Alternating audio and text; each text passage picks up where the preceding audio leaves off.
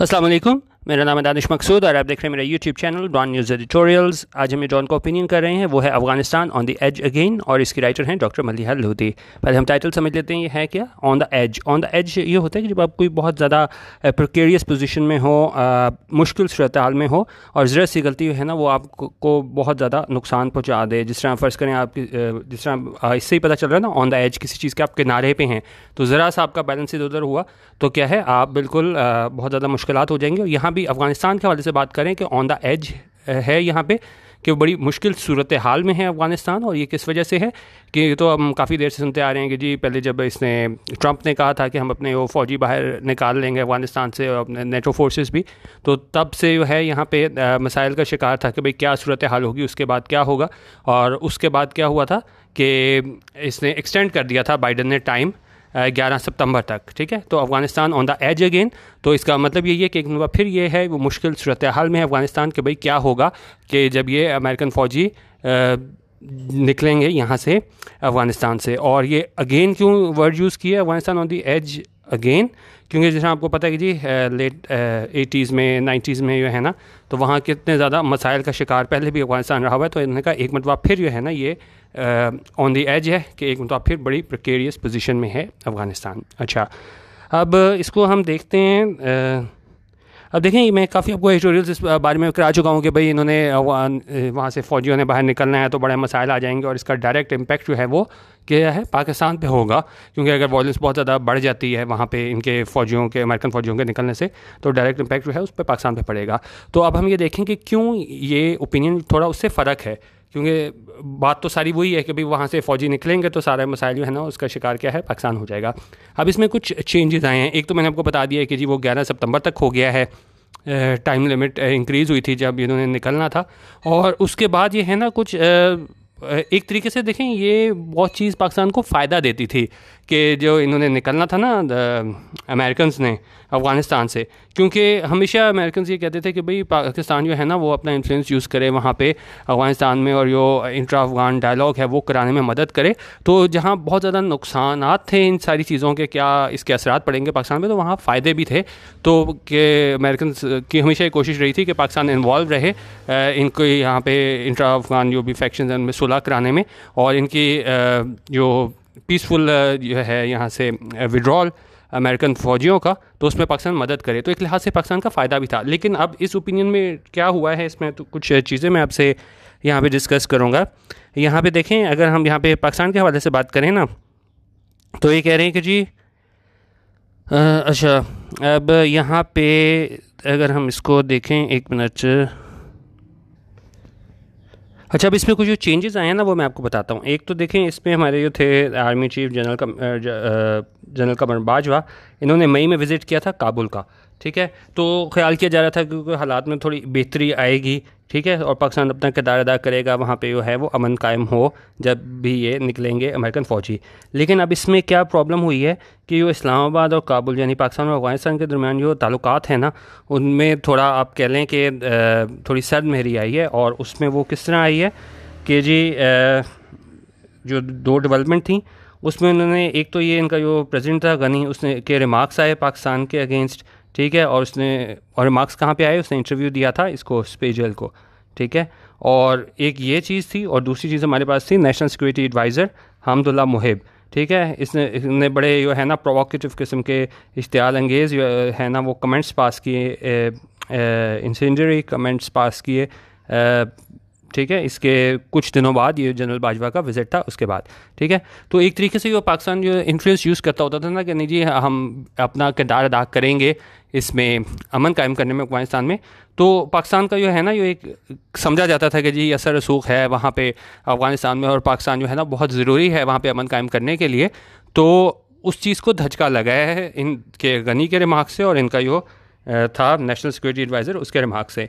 अच्छा, अब इसका इम्पैक्ट पाकिस्तान पे क्यों पड़ता है वो हम देख लेते हैं। देखें, ये जो एक बहुत ज़्यादा लोग कहते हैं कि पाकिस्तान जो है ना इसका फैटफ में ब्लैक लिस्ट नहीं हुआ, वो उसकी सबसे बड़ी वजह क्या थी, ये अफ़गानिस्तान इशू ही था, क्योंकि अमेरिकन ने वहाँ निकलना था और वो नहीं चाहते थे कि पाकिस्तान को और ज़्यादा मुश्किलात में डालें। ठीक है, तो एक वो बहुत बड़ा फैक्टर था क्योंकि ये तो हालात अब जाके ये ख़राब हुए हैं ना, मई में जब ये जनरल बाजवा ने विज़िट किया है वहाँ पे काबुल में, तो उससे पहले है ना तो इस हद तक ख़राब नहीं थे। तो वो समझा जाता था अमेरिका की जानिब से कि ये अपना किरदार अदा कर सकते हैं। एक तो यहाँ चीज़ पे फ़ायदा हुआ था पाकिस्तान को, और दूसरा जिस चीज़ पे फ़ायदा हुआ था ना वो ये होता था IMF, कि जब भी हमने IMF से कर्जा वगैरह लेना होता था तो पाकिस्तान जो है ना वो अमेरिका को अप्रोच करता था। उनको पता था अमेरिका को कि भाई पाकिस्तान हमारा अफगानिस्तान में हेल्प कर सकता है, तो वो हमें क्या हेल्प करते होते थे। ठीक है, उस तरीके से नहीं दबाव डाला जाता था, सिर्फ इस वजह से क्योंकि अमेरिका ने ज़ाहिर है इज़्ज़त से निकलना था वहाँ से, अफगानिस्तान से। लेकिन अब अगर आप इसका बयान देखें शौकत तरीन का भी कुछ दिन पहले, तो उसने कहा कि नहीं जी बहुत ज़्यादा जो है ना वो बिल्कुल एम्बिशियस किस्म के टारगेट इन्होंने रख दिए हुए हैं, तो हम रीनेगोशिएट करेंगे। ठीक है, अच्छा अब अगर पाकिस्तान के अफगानिस्तान से ताल्लुकात अच्छे होते तो पाकिस्तान जो है ना उसको वो कर सकता था, अमेरिका को अप्रोच कर सकता था और कुछ जो है रियायत हासिल कर सकता था IMF के मामले में। लेकिन अब जिस तरीके से इनके बयान आना शुरू हो गए हैं अफ़गानिस्तान से, ठीक है, तो अब बड़ा मुश्किल है कि पाकिस्तान जो है ना वो अपनी ये इसको पोजीशन को इस्तेमाल कर सके और अमेरिका को कहे कि भाई IMF को कहे कि हमारा ये इतना टारगेट आप लोगों ने दिया हुआ है अगले साल के लिए, तो उसको है थोड़ा कम किया जाए। तो इस लिहाज से पाकिस्तान एक तो वो एक अगर वो चीज़ देखें ना कि अगर वहाँ पे वायलेंस होती है अफगानिस्तान में और पाकिस्तान से डायरेक्ट इफेक्ट होता है, वो तो होता ही है। ठीक है, ये मैं उससे अलग चीज़ें बता रहा हूँ, ये IMF वाला हो गया, FATF वाला इशू हो गया, तो जहाँ पे पाकिस्तान को फ़ायदा हो सकता था। लेकिन जो जिस तरह के हालात जा रहे हैं तो बड़ा मुश्किल है कि पाकिस्तान को इस लिहाज से इसका वो हो मतलब एडवांटेज पाकिस्तान उठा सके। तो अब सिर्फ हम उसी चीज़ पे देख सकते हैं कि जो अफ़गानिस्तान से जो हालात है ना उसका मतलब ये डायरेक्ट इम्पैक्ट आना है पाकिस्तान पे, तो उसी लिहाज से हम बाकी एडिटोरियल देख सकते हैं। बाकी ये दूसरे मामलात में हम फ़ायदा उठा सकते थे, IMF हो गया, FATF और दूसरे मामलात में हम अमेरिका को है ना इन्वॉल्व कर सकते थे। तो अब वो बहुत मुश्किल है कि उस ख़ास तौर पर जो इन्होंने ज़बान इस्तेमाल की है इनके एडवाइज़र ने अफ़गानिस्तान में और इनके जो प्रेसिडेंट हैं उन्होंने। ठीक है, अच्छा अब इसको हम एडिटोरियल को देख लेते हैं डिटेल से। Afghanistan on the edge again. अच्छा, अब कह रहे हैं जी with the closing act of the American military withdrawal well under way the situation in Afghanistan is at an inflection point. उन्होंने कहा क्लोजिंग एक्ट क्या होता है? किसी चीज़ का ख़त्म होना। ठीक है, विड्रॉल होता है कि वहाँ से एग्ज़िट कर रहे हैं, निकल रहे हैं अमेरिका वाले अफगानिस्तान से, और वेल अंडर वे का मतलब होता है कि कोई चीज़ जो हो ना वो जारी हो। ठीक है, और इनका खला जो है निकलना वहाँ से वो क्या है, जारी है। और इन्फ्लेक्शन पॉइंट होता है कि कोई बहुत ज़्यादा आप कह लो टर्निंग पॉइंट कह लो ना, क्योंकि ज़ाहिर है जब ये निकलेंगे तो बिल्कुल टर्निंग पॉइंट होगा कि भाई देखें क्या होता है, क्या वहाँ से मतलब उसके बाद अमन कायम रह सकता है नहीं रह सकता। तो ये यहाँ पे इन्फ्लेक्शन पॉइंट की बात हो रही है। अच्छा, इसको हम पूरे सेंटेंस को देख लें। उन्होंने कहा ये जो ख़त्म होना है, एंडिंग समथिंग क्या है, उन्होंने कहा ये जो अमेरिकन मिलिट्री विड्रॉल है वो मतलब तब तक कंप्लीट हो जाएगा। एक मिनट से ठहरे हैं, इसको मैं क्या पड़ गया। ये कह रहे हैं जी with the closing act of the American military withdrawal well under way. उन्होंने कहा ये वहाँ से निकल रहे हैं अमेरिकन मिलिट्री, वहाँ से एग्ज़िट कर रहे हैं, वेल अंडर वे है यानी कि वो जारी है वहाँ से निकलना। तो ये सिचुएशन है अफगानिस्तान में वो क्या है, इज़ एट इन्फ्लेक्शन पॉइंट, यानी बिल्कुल ये है टर्निंग पॉइंट पे है कि भाई अब क्या होता है इनके जाने के बाद। अच्छा, fast moving events on the ground are outpacing efforts to ensure an orderly transition to a post-America political dispensation there। उनके जो हालात हैं, वाक़यात हैं, वो बड़ी तेज़ी से बढ़ रहे हैं और वो उससे ज़्यादा रफ्तार में बढ़ रहे हैं। जो कोशिश की जा रही हैं कि जी हम जो हैं वो ट्रांजिशन लाएँ, चेंज लाएँ, किसमें, to a post America political dispensation. जब अमेरिका वहाँ से बाहर निकल जाएगा तो उसके बाद जो वहाँ पे हुकूमत होगी अफगानिस्तान में, तो वहाँ पे कैसे ट्रांजिशन लाएँ। ठीक है, अच्छा ये कह रहे हैं कि जी intense uncertainty clouds the country's future as concern grows in Pakistan and elsewhere about the increasing danger of its slide into chaos। उन्होंने कहा शदीद किस्म की ना अनसर्टेनिटी, गैर यकीनी सूरत हाल है। उसने बिल्कुल आप कह लें ना जिस तरह हम कहते हैं कि वहाँ पे उसके गैर यकीनी के बादल छाए हुए हैं। किस चीज़ पे? कंट्री के फ्यूचर के, मुस्तकबिल पे, मुल्क के फ्यूचर के, भाई अब क्या होगा एज़ कंसर्न ग्रोज। और उन्होंने कहा जैसे कि जो खदशात हैं उनमें क्या है, इजाफा हो रहा है पाकिस्तान में और एल्सवेयर दूसरी जगहों पे भी, about the increasing danger of its slide into chaos, कि भाई अफगानिस्तान है दोबारा जो है वो chaos की तरफ जा रहा है। दोबारा जो जिस रंग पहली सूरत हाल हमारे पास लेट 80s और 90s में रही, तो उस तरफ जा रहा है। तो और इसमें खदशात का इजहार हमें प्राइम मिनिस्टर की जानिब से भी देखने को मिला है, जिसमें उन्होंने कहा जी prime minister Imran Khan comments in an interview last week are the latest expression of those fears. उन्होंने कहा प्राइम मिनिस्टर इमरान खान के वो कमेंट्स थे एक इंटरव्यू में ये उन्होंने दिया था लास्ट वीक, उसमें क्या थे, are the latest expression of this fears, expression of those fears, कि उन्होंने भी इस खदशात करना वो इजहार किया था लास्ट वीक अफगानिस्तान के हवाले से। अच्छा, अब दूसरी बात कह रहे हैं कि while the US pull-out is proceeding ahead of schedule, the Afghan peace process remains in a state of deadlock and there is a significant surge in violence.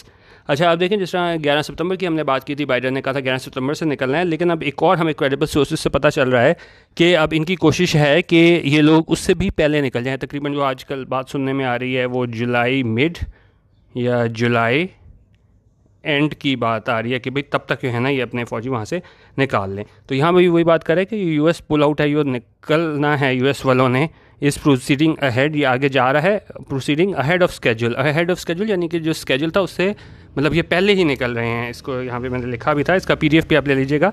Head of schedule जो होता है बिफोर इन एडवांस ऑफ के, मतलब ये date तो वैसे 11 सितंबर है लेकिन उससे पहले ये वो वहाँ से इनका पुल आउट हो रहा है यानी वहाँ से निकल रहे हैं। तो इनका ये अफ़गान पीस प्रोसेस है ना remains in a state of dead lock. तो ये अफ़गान पीस प्रोसेस वो किस में है, स्टेट ऑफ डेड लॉक में। डेड लॉक क्या होता है कि आप कह लें कि जी स्टेल मेट इम्पास, जब बिल्कुल एक जगह आके आप ठहर गए हो, कोई आप क्या है कोई प्रोग्रेस ना हो रही हो, तो ये क्या है स्टेट ऑफ डेड लॉक में है। And there is a significant surge in violence, और हमें वो है बहुत ज़्यादा क्या नज़र आती है, सर्ज इंक्रीज़ इजाफा नज़र आता है किस चीज़ में, वायलेंस में, तशद्दुद में। Another complicating factor injected into the already fraught situation is the cooling in relations between Islamabad and Kabul. अब जिस तरह इसके ओपिनियन के स्टार्ट में मैंने बात की थी कि एक और फैक्टर अब इसमें इन्वॉल्व हो गया है ना, वो हमारे पास कौन सा हो गया है, वो है cooling in relations between Islamabad and Kabul. कि अब हमारे ताल्लुकात भी हैं ना वो पहले से ज़्यादा ख़राब हो गए हैं पाकिस्तान और अफ़गानिस्तान के। तो ये इशू जो है ना वो पाकिस्तान के बहुत अगेंस्ट जाएगा, क्योंकि पाकिस्तान पहले इस इशू को लेके जो है ना अमेरिका से अपनी बातें मनवा सकता था, लेकिन क्योंकि अब ये हालात जो ख़राब हुए हैं तो अब काफ़ी इशू बनेगा पाकिस्तान के लिए, ख़ासतौर पे अभी जब IMF से हम कोशिश कर रहे हैं शौकत तरीन दोबारा रीनेगोशिएशन करने के लिए।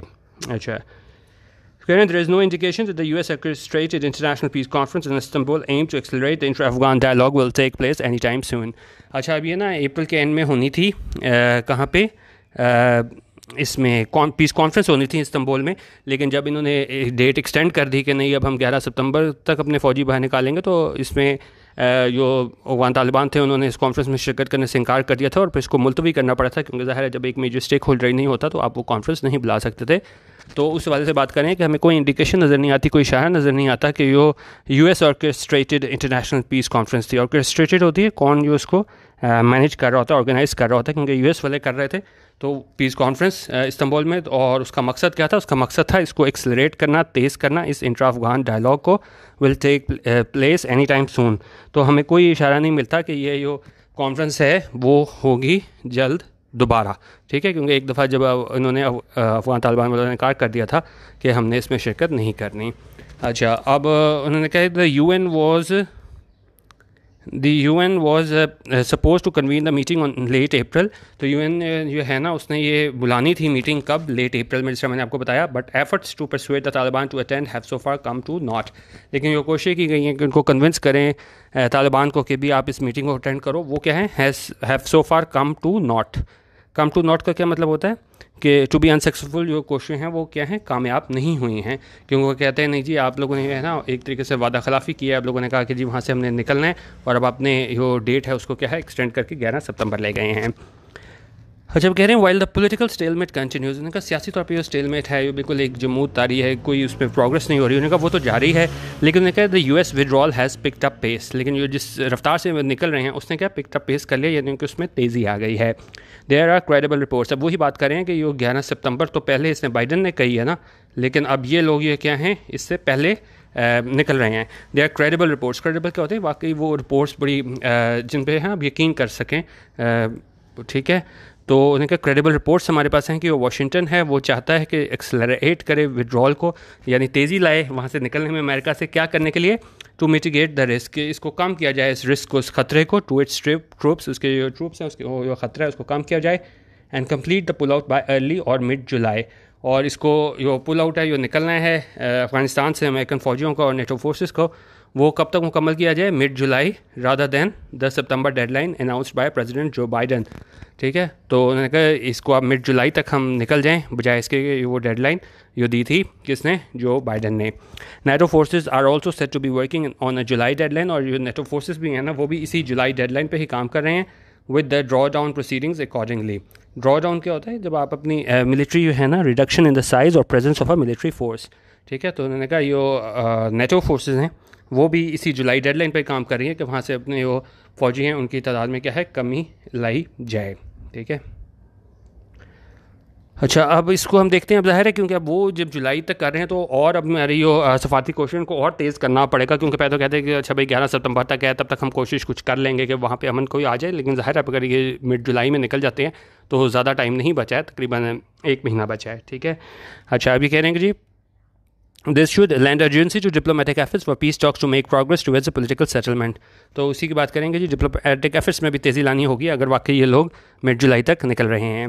सो far despite some interaction between the Afghan negotiating delegations in Doha, the inter Afghan process has all but come to a halt. उन्होंने कहा अब तक जो है ना इंटरेक्शन ज़रूर हुई है अफगान नेगोशिएटिंग डेलीगेशंस की दोहा में, लेकिन जो इंटर अफगान प्रोसेस है, जो अफगान गवर्नमेंट है और अफगान तालिबान हैं, उनकी अगर हम बात करें कि उनके वो मीटिंग्स वगैरह इनकी हुई हैं और क्या उसका नतीजा निकला है, तो उन्होंने कहा वो क्या है, हैज़ ऑल बट होता है नियरली ऑलमोस्ट, और आगे है कम टू अ हाल्ट।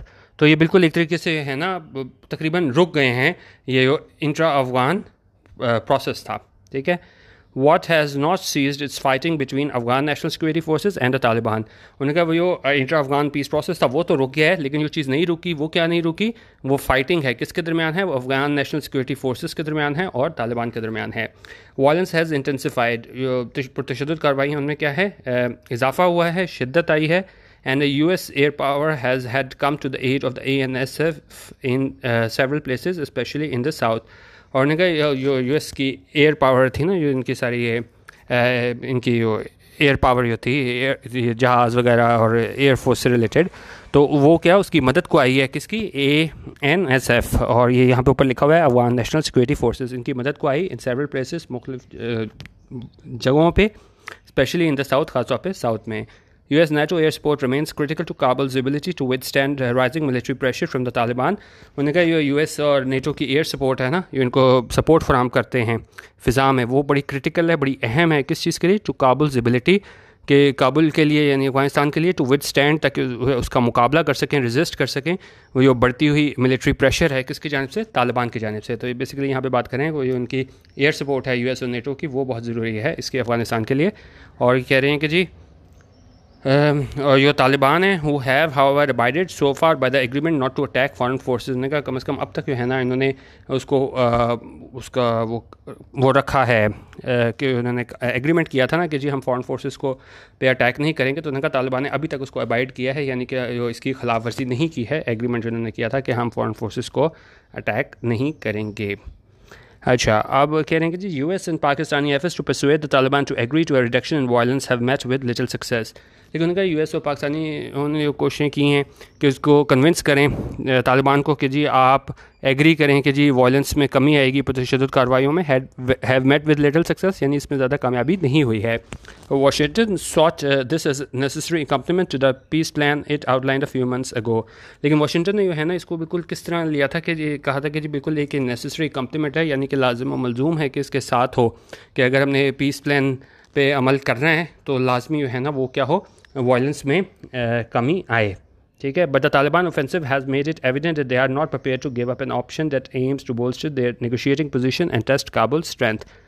लेकिन उन्होंने कहा ये तालिबान को ऑफेंसिव है, ये अभी भी वो पुरतशद्दुद कार्रवाइयों में मुलव्वस हैं, ये बड़े हॉस्टाइल और अटैकिंग कार्रवाइयों में मुलव्वस हैं, तो उसने इस चीज़ को बिल्कुल आया कर दिया है कि वो नहीं तैयार कि वो क्या करें, टू गिव एन ऑप्शन, कि उस ऑप्शन को छोड़ दें, that aims to bolster their negotiating position, जो क्या है बोल्स्टर करती है, ये सपोर्ट करती है, स्ट्रेंथन करती है इनकी नेगोशिएटिंग पोजीशन को, और क्या टेस्ट करती है, काबुल स्ट्रेंथ, कि फिर वो देखेंगे भाई क्या ये अफगानिस्तान वाले हैं वो इसका मुकाबला कर सकते हैं कि नहीं।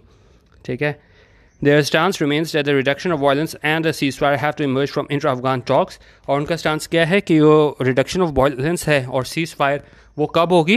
उन्होंने कहा जी वो इंट्रा अफगान टॉक्स में होगी एंड नॉट बिफोर, और उससे पहले नहीं हो सकती। Hopes that by the beginning of June some reduction of violence would be achieved remain unfulfilled for now. और ये कुछ उम्मीदें थी कि शायद जून के शुरू में हमें जो है वो इसमें पुरतशद्दुद कार्रवाइयों में कमी देखने को मिले, तो वो अभी तक क्या है अनफुलफिल्ड है, यानी कि वो पूरी नहीं हुई है फॉर नाउ। उनका कम अज़ कम फ़िलहाल अभी के लिए तो नहीं हुई है, शायद आगे जाके कुछ हो जाए। अच्छा, आप पाकिस्तान के हवाले से कर रहे हैं, ये जब भी आया करें पाकिस्तान के हवाले से जब भी कोई बात हो तो ज़्यादा इसको आप डिटेल से पढ़ा करें, जिस तरह यहाँ पे इसको हम पढ़ते हैं। Top Pakistani official has been in Doha to persuade the Taliban to show flexibility and resume the intra-Afghan dialogue and reduce violence. अब जिस तरह वो इंट्रा-अफगान डायलॉग के हवाले से मैंने बात बताई कि जी अप्रैल के एंड में इसमें कॉन्फ्रेंस होनी थी, लेकिन इन्होंने अफगान तालिबान ने शिरकत करने से इनकार कर दिया था। तो इन्होंने कहा ये टॉप पाकिस्तानी ऑफिशियल है वो क्या है दोहा में था, क्या करने के लिए, परसुएट करने के लिए, कन्विंस करने के लिए तालिबान को कि जी आप फ्लेक्सिबिलिटी दिखाएँ और किस चीज़ में कि आप ये बहाल करें, रिज्यूम करें ये इंट्रा अफगान डायलॉग, इस पर इन्होंने शिरकत से इनकार किया था, एंड रिड्यूस वायलेंस, और इसमें कमी लाएँ पुरतशद्दुद कार्रवाइयों में। But Taliban don't seem to be in a mood to listen at the time and Pakistan's leverage has been diminishing. अब ये बड़ी इंपॉर्टेंट लाइन्स हैं ये वाली, है ना। अब वो इसको मैं ठहरें ये यहाँ पे, लेकिन उन्होंने कहा कि जी वो तालिबान हैं वो इस मूड में नहीं है कि वो सुने कब, when Pakistan leverage has been diminishing, कि वो पाकिस्तान का जो असर रसूख है वो क्या है, हैज़ बीन डिमिनिशिंग, वो क्या है, कम हो रहा है। क्योंकि जैसे मैंने आपको बताया कि पहले पाकिस्तान को है ना वो एज हासिल होता था कि पाकिस्तान जो है ना वो इन्फ्लुएंस करा सकता है, इंट्रा अफगान पीस प्रोसेस को है ना आगे कंटिन्यू करा सकता है। लेकिन उन्होंने कहा कि इसकी वजह से ना मतलब ये हमारे ताल्लुकात भी ख़राब हुए हैं। जिस तरह मैंने आपको दो वाक़यात भी बताए इसके ओपिनियन के शुरू में, तो तालिबान वाले भी हैं ना वो सुनने को तैयार नहीं है पाकिस्तान को उस टाइम पे जब पाकिस्तान का जो असर रसूख है वहाँ पे क्या है काम हो रहा है। The Taliban have been urged to put their peace plan on the table, और तालिबान को कहा गया है कि भाई आप अपना प्लान लेके आएँ, हमें बताएं कि आप चाहते क्या हैं। बट अगेन लेकिन एक मतलब फिर there is no sign of this, लेकिन वहाँ से हमें कोई है मुस्बत जवाब तालिबान की तरफ से नज़र नहीं आता। US स्पेशल एनवॉय, उनका US स्पेशल एनवॉय हैं Zalmay Khalilzad is soon expected in the region, और फिर ये एक्सपेक्ट किया जाता है कि जी वो वहाँ पे होंगे रीजन में, किस चीज़ के लिए, for another round of shuttle diplomacy, कि फिर वो शटल डिप्लोमेसी के लिए वहाँ पे मौजूद होंगे। इन अ लास्ट डिच एफर्ट, एक लास्ट डिच एफर्ट होता है जब आप एक अपनी आखिरी कोशिश कर लेते हो कि वो वहाँ मौजूद होंगे कि वो अपनी आखिरी कोशिश कर लें क्या करने के लिए, टू अचीव दीज गोल्स, कि वो इन गोल्स को हासिल कर सकें। अब हम यहाँ पे शटल डिप्लोमेसी देख लेते हैं। उन्होंने कहा कि जी वो शटल डिप्लोमेसी के लिए मौजूद होंगे। शटल डिप्लोमेसी ये होती है कि negotiations conducted by a mediator, जब दो लोग आप मुल्क हो गए, दो पार्टीज़ हो गई, वो क्या है डायरेक्ट बात नहीं करती, तो क्या है बीच में एक मीडिएटर आ जाता है जो सालिस का किरदार अदा करता है। तो यहाँ पे उसकी शटल डिप्लोमेसी की बात करें, इसकी ज़ालिम खलीलज़ाद की भी, कि वो बीच में जो है ना वो एक मीडिएटर का रोल जो है वो अदा कर रहा है, और इसको हम सारी चीज़ को क्या बोलते हैं, ये हम शटल डिप्लोमेसी बोलते हैं। ठीक है। अच्छा, अब यहाँ पे कह रहे हैं कि जी अब तालिबान की ग्रीवेंसेस क्या हैं। वो कहते हैं कि जी The Taliban argued that their demands for the release of their prisoners and delisting from the UN sanctions regime have yet to be met and for which they await a response. Taliban वाले वो बहस करते हैं कि भाई हमारी जो demands थी कि हमारे जो प्रिजनर्स उनको रिलीज़ किया जाए, और जो आपने हम पे सैंक्शंस लगाई हैं, पाबंदियाँ लगाई हैं, उसको क्या है डीलिस्ट किया जाए, हमें वहाँ से निकाला जाए। वो जो लिस्ट है जिसमें ये UN ने पाबंदियाँ लगाई हुई हैं जिन रिजीम्स पे, have yet to be met, उन्होंने कहा ये अभी तक पूरी नहीं हुई हैं, for which they await a response, और उन्होंने कहा इसके लिए वो क्या है जवाब का इंतज़ार कर रहे हैं। They also say, और ये भी कहते हैं, that attending a peace conference without knowing what obligations they will be expected to undertake would place them in an unacceptable position. अब ये इनका था वहाँ तालिबान का कि भाई हमने उसमें जो अप्रैल के एंड में कॉन्फ्रेंस होनी थी उस पर शिरकत नहीं करनी, तो उसी वाले से यहाँ पे बात कर रहे हैं कि वो कहते हैं कि भाई हमारे ऐसी पीस कॉन्फ्रेंस में शिरकत करने का क्या फ़ायदा जिसमें हमें पता ही नहीं कि हमारी क्या ऑब्लिगेशंस होंगी, क्या ड्यूटीज़ होंगी। तो इसलिए उन्होंने कहा तो without knowing what obligations they will be expected to undertake would place them in an unacceptable position. उन्होंने कहा जब हमें पता ही नहीं हमने करना क्या, तो हमें क्या है वो बिल्कुल अनएक्सेप्टेबल पोजीशन में ले जाएगा। तो इसलिए उन्होंने कहा कि जी कोई फ़ायदा नहीं है उस इंट्रा अफगान पीस प्रोसेस के हवाले से इनकी अफगान तालिबान की शिरकत का। They have reportedly indicated conditional acceptance to join the conference in Turkey provided they know in advance what will happen as they won't sign up to anything pre-cooked. अब कह रहे हैं कि ठीक है हम तैयार तो हैं बात सुनने को, लेकिन क्या है हमें हम कंडीशनल एक्सेप्टेंस दे देंगे इस कॉन्फ्रेंस में शिरकत करने की टर्की में, लेकिन प्रोवाइडेड दैट, लेकिन क्या है, शर्त यह है कि उनको एडवांस पता हो कि भाई उसमें होगा क्या। ये ना हो कि जी अफगान तालिबान वहाँ पे चले जाएं और वहाँ उनको कहा जाए जी ये कंडीशंस हैं आप पूरी करनी है। उन्होंने कहा हम किसी चीज़ जो पहले ही क्या है, जो प्री कुक्ड है, पहले से ही डिसाइडेड है, हम उसके लिए नहीं कर सकते। हमें आप एडवांस बताएं कि भाई वहाँ पे क्या होगा, हमारी क्या ऑब्लिगेशंस होंगी, फिर ही हम जो है ना वो कंडीशनली जो है ना वो फिर क्या कर देंगे, इसकी एक्सेप्टेंस दे देंगे इस कॉन्फ्रेंस को ज्वाइन करने में। ठीक है, अच्छा हमने कहा जी यहाँ पे था this may be a pretext to buy time and wait out for US troops to depart especially as the Taliban see themselves in an ascendant position. अच्छा प्रीटेक्स्ट देख लेते हैं। प्रीटेक्स्ट होता है a reason given in justification of a course of action that is not the real reason. अच्छा तो उन्होंने कहा इसको आप वो प्रीटेक्स्ट के तौर पे भी ले सकते हैं, एक बहाना कह लें, वो उस चीज़ के तौर पे कह सकते हैं कि वो क्या है, टाइम बाय करें and wait it out for US troops to depart especially, और वो इंतजार करेंगे यूएस ट्रूप्स जो है वहाँ से निकल जाएं, क्योंकि उन्होंने कहा तालिबान अपने आप को देखते हैं इन एन असेंडेंट पोजीशन के अभी उनका क्या है, अपर हैंड है। Taliban leaders also continue to signal that they will not yield on their insistence that the future Afghanistan should be an Islamic emirate and not a republic. अच्छा अब दूसरी बात क्या कह रहे हैं कि जी तालिबान लीडर जो है ना वो किस तरफ इशारा करते हैं कि वो नहीं करेंगे यील्ड। यील्ड होता है सरेंडर, कैप्चुलेट। उन्होंने कहा वो अपने इस जो इनकी डिमांड थी उससे पीछे नहीं हटेंगे। ऑन देयर इंसिस्टेंस, इंसिस्टेंट होता है किस चीज़ पे डिमांड करना, जोर देना, वो इससे पीछे नहीं हटेंगे कि that the future Afghanistan should be an Islamic emirate and not a Republic, कि जो फ्यूचर अफगानिस्तान है वो क्या हो, इस्लामिक एमिरेट हो और रिपब्लिक ना हो। ठीक है, their position on core issues seems to have hardened as American withdrawal has entered. उनका इनकी पोजीशन है कोर इश्यूज़ पे, अहम इश्यूज़ पे, प्रिंसिपल इश्यूज़ पे, वो लगता है वो ज़्यादा सख्त हो गई है। जैसे ये अमेरिकन जो है ना वो विड्रॉल क्या कर रहे हैं, has entered it's and phase, जो अपने एंड फेज़ में आए हैं, तो उनके जो इसकी पोजीशन है वो उन्होंने मज़ीद अपनी सख्त कर ली है इन पॉइंट्स पे। Nevertheless they continue to want to preserve the international legitimacy they secured since the Doha agreement with the US। लेकिन ज़ाहिर है वो चाहते हैं कि भाई उसको प्रिजर्व किया जाए, जो इनको एक कानूनी हैसियत दी गई थी, जो इन्होंने हासिल की थी कहाँ पे, ये दोहा एग्रीमेंट जो हुआ था यूएस में, उसमें तो ज़ाहिर है तालिबान वाले वो नहीं चाहेंगे कि वो जो उनको लेजिटिमेसी मिली थी उसको ख़त्म किया जाए। ठीक है, अच्छा लेकिन उन्होंने कहा this however has not deterred the Taliban from ramping up attacks across the country despite international appeals to de-escalate violence. उन्होंने कहा लेकिन इस चीज़ ने इसको नहीं रोका है तालिबान को कि वो तेज़ कर दें अटैक्स को पूरे मुल्क में, बावजूद इसके जो इंटरनेशनल अपील्स की गई हैं कि वायलेंस जो है ना डीएस्केलेट किया जाए, उसको उसमें कमी लाई जाए पुरतशद्दुद कार्रवाइयों में।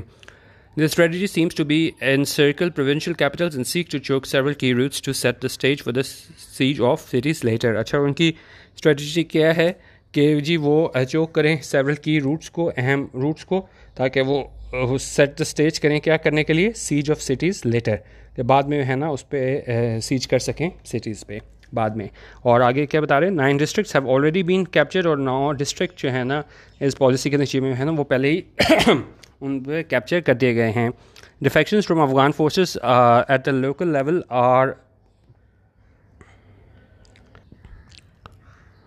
जब भी कह रहे हैं जी defections from Afghan forces at the local level are adding them in this strategy. अच्छा अब वहाँ से जो है ना हमारे पास हमें डिफेक्शंस देखने को मिल रही हैं अफगान फोर्सेस में लोकल लेवल पे, और वो हेल्प कर रही हैं इनको इस स्ट्रेटजी में, जिस तरीके से ये इन्होंने कैप्चर किए हैं 9 डिस्ट्रिक्ट्स। ठीक है, अच्छा भाई कह रहे हैं the inevitable question this raises is how far ANSF will be able to sustain itself once international forces leave Afghanistan and they are bereft of crucial air cover.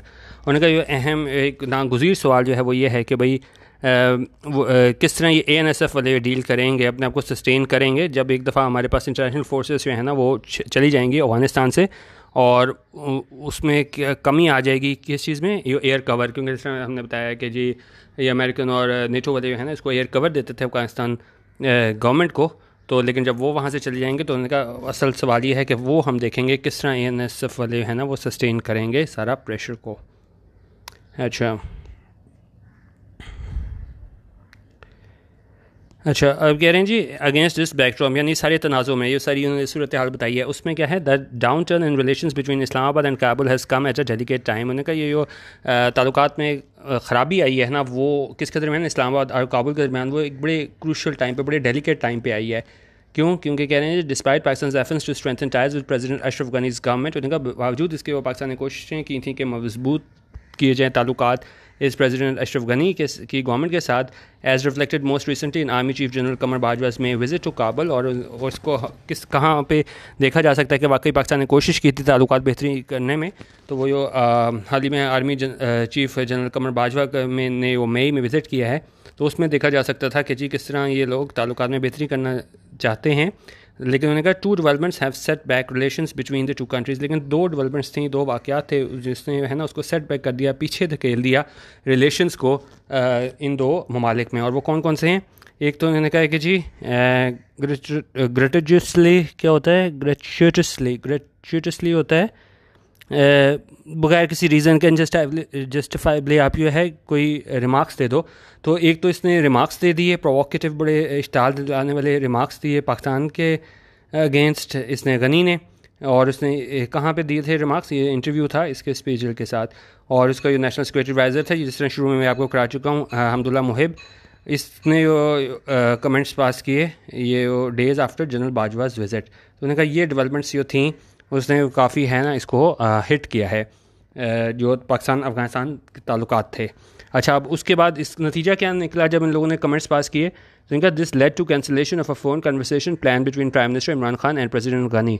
तो इसके नतीजे में है ना वो हमें कैंसिलेशन देखने को मिली, क्योंकि पहले से तय था कि ये फ़ोन पे बात करेंगे प्राइम मिनिस्टर इमरान खान और प्रेसिडेंट गनी। तो वो क्या चीज़ है उसको कैंसिल कर दी गई जब इन लोगों ने ऐसी ज़बान इस्तेमाल की। तो it also put an ice on It also put an ICE statement Islamabad was to issue supportive of the Afghan Republic's position on preserving the gains of the last 20 years in Afghanistan and protection of human rights.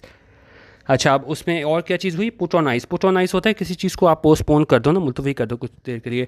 तो ये जब इन्होंने इस तरह की बयानात दिए गनी ने और इसके एडवाइज़र ने, तो उसके बाद क्या हुआ? तो उस स्टेटमेंट को भी होल्ड पे रख लिया गया, उसको नहीं जारी किया गया। और वो क्या थी? वो थी कि जी इसको इशू करें हम Islamabad was to issue supportive of the Afghan republic's position, कि इसको हम ये इनकी उन्होंने कहा था वो ये स्टेटमेंट थी उसको होल्ड पे रख लिया। किस हवाले से? ये अफगान रिपब्लिक्स पोजीशन थी on preserving the gains of the last 20 years in Afghanistan and protection of human rights.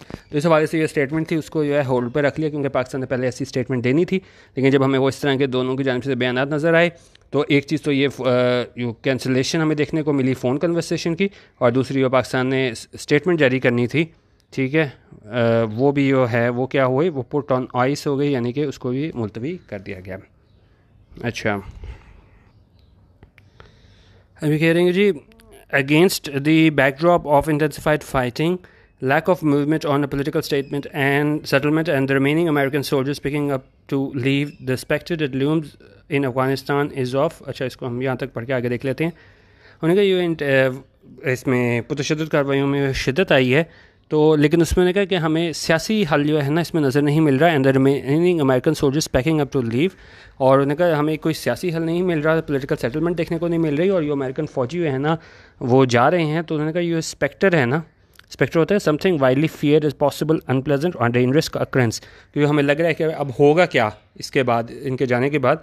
तो यो होने का यो डेट लूम्स इन अफगानिस्तान, यानी लगता है कि अब ऐसा होगा क्या, वो ये है is of chaos and more strife and anarchy, कि वहाँ पे मज़ीद जो है ना डिस्कॉर्ड होगा, कॉन्फ्लिक्ट होगा, और हमें क्या है एक तरीके से हमें वहाँ पे क्या है खाना जंगी देखने को मिलेगी। उन्होंने कहा ऐसा लगता है क्योंकि पॉलिटिकल सेटलमेंट हो नहीं रही, और इनके जाने का वक्त जो है ना नेटो और अमेरिकन फ़ौजियों का वो करीब आ गया है। अच्छा, अब कह रहे हैं कि जी दिस हैज़ अच्छा, अब ये कह रहे हैं कि जी this has grave implications for Pakistan, who for decades has suffered the destabilizing consequences of war, foreign interventions and conflict in its western neighbor। अच्छा, इसके बहुत असरात होंगे किस पर? पाकिस्तान के लिए, जिसने सालों से है ना सफ़र किया है डिस्टेबलाइजिंग कॉन्सिक्वेंसेस, क्योंकि ज़ाहिर है फिर पाकिस्तान में भी है ना वो इसका असर पड़ता है जब वहाँ पे हालात ख़राब होते हैं और फॉरेन इंटरवेंशन होती है, और वहाँ पे क्या है कॉन्फ्लिक्ट होता है, वहाँ पे कहाँ पे? अफगानिस्तान में। The question now is whether anything can be done to avoid 1989 और 1992 टाइप सिनेरियो इन अफगानिस्तान। का अब सवाल यह है कि क्या जिस तरह के पहले हमारे वहाँ पे हालात थे अफगानिस्तान में लेट 80s में अर्ली 90s में, तो क्या हम उससे बच सकते हैं? क्योंकि जिस तरह आपको पता है वो बहुत ज़्यादा वहाँ पे खाना जंगी की तरफ थे हालात, तो बिल्कुल ही क्योस की सूरत हाल थी, और डायरेक्ट उसका इम्पेक्ट हुआ पाकिस्तान पे पड़ता था। मैंने कहा क्या हम उसको से बच सकते हैं, which can have such deleterious repercussions. उन्होंने कहा इसके बहुत ज़्यादा क्या है, injurious, inimical, hurtful, damaging, detrimental जो होंगे रिपरकशंस होंगे, कॉन्सिक्वेंसेस होंगे for its long suffering people, उसके लोगों के लिए बहुत ज़्यादा ख़तरनाक रिपरकशंस होंगे, नतायज होंगे, and for regional piece and stability, और जो ख़त्े के लिए भी पीस और स्टेबिलिटी है उसके लिए भी जो है ना वो बड़े ज़्यादा आप कह लेंगे जी ख़तरनाक जो हैं वो नतायज होंगे। ठीक है, तो ये आज के ओपिनियन में इसमें इन्होंने बताया हुआ था कि मेन चीज़ तो इसमें यही है, यहाँ पहले कहते आए थे कि जी उन्होंने बाहर निकलना है अमेरिकन फोर्सेस ने, तो उसके बाद क्या हालात होंगे और फिर वो पाकिस्तान उसको कैसे डील करेगा। लेकिन मेन चीज़ इसमें ऐड हो गई थी कि वो हमें पाकिस्तान और अफगानिस्तान के दरमियान जो है ना वो ज़्यादा जिस तरह रिमार्क्स पास हो रहे थे और जिस तरह फ़ोन कॉल भी कैंसिल करनी पड़ी, फिर एक स्टेटमेंट थी उसको होल्ड पे रखना पड़ा, तो उसके बाद जो एक पाकिस्तान के पास एक आप इसको कह सकते हैं तुरुप का पता होता था कि भाई अमेरिका के पास जाएंगे कि अच्छा ठीक है हम आपको ये अफ़गानिस्तान जो पीस है हमारा इंट्रा अफ़गान डायलॉग उसमें मदद देंगे और आप जो है ना वो हमारी मदद करें दूसरे इश्यूज़ में, ख़ासतौर पे IMF वाला भी अभी हमने टेकअप करना है, तो उसमें है ना अब चांस नज़र नहीं आ रहा हमें कि अमेरिका वाले पाकिस्तान की सपोर्ट करेंगे। अब देखते हैं, उसका एडिटोरियल भी मैंने आपको कराया था कि जी शौकत तरीन है, उसने कहा था कि जी हम कोशिश करेंगे कि इसको रिवाइज़ करा लें, टारगेट कोरियर कंडीशंस हैं उसमें हम चेंज ला सकें। अब देखें हम वो कर सकते हैं कि नहीं, क्योंकि अमेरिका को अब इस मामले में है पाकिस्तान की इतनी ज़रूरत नहीं है, क्योंकि अमेरिका हमेशा वो तभी सपोर्ट करता है जब उसको कुछ चाहिए होता है। तो अब देखते हैं कि अब पाकिस्तान अफ़गानिस्तान में ताल्लुकात में बेहतरी आती है कि नहीं, लेकिन जब तक ज़्यादा नहीं आती तब तक जो है वो पाकिस्तान को एक एज हासिल था इस सारे ख़त्े में कि जी हम अफ़गानिस्तान पे अपना जो है सर रसूख रखते हैं, तो वो चीज़ नहीं होगी और वो काफ़ी मुश्किल होगा पाकिस्तान को IMF से अपनी कंडीशंस को मनवाना। ठीक है, अपनी राय आप ज़रूर दे दीजिएगा इस ओपिनियन के बारे में, और इसका जो PDF है वो आप इस चैनल youtube.com/DonNewsEditorials की डिस्क्रिप्शन से ले लीजिएगा। वीडियो देखने का बहुत शुक्रिया। अल्लाह हाफ़िज़। पाकिस्तान जिंदाबाद।